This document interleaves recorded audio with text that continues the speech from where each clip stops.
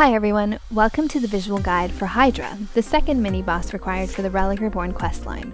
My name is Miss Tech, and I'll be your duty guide. Once again, Hydra is not accessible through the duty finder, and you need to set up your own group to access her. Hydra has a really nasty frontal cleave, so you should avoid standing in front of her unless you have tons of health and a nice set of plate armor. Triumvirate will hit from anywhere between 3 to 5k, so unless you have a full Darklight warrior with a bajillion hit points, it's probably best to duo tank this. Triumvirate will split damage between anyone standing in the frontal cone at the time, so for some groups this may be the strat to go with.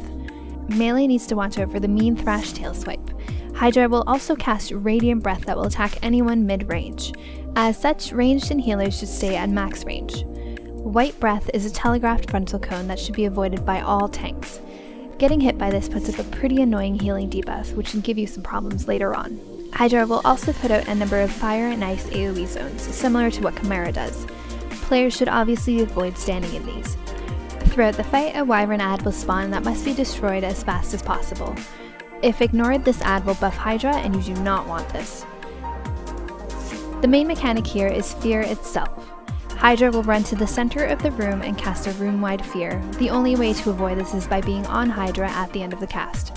Chances are, if you do get feared, you'll be feared right into a toasty circle or right in front of Hydra to eat a delicious Triumvirate sandwich and die. Just what I'm trying to say is, don't get feared.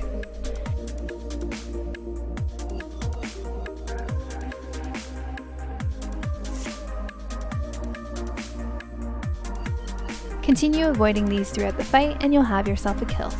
While this fight can get pretty sloppy and pretty messy, I think it's a little bit easier than Chimera.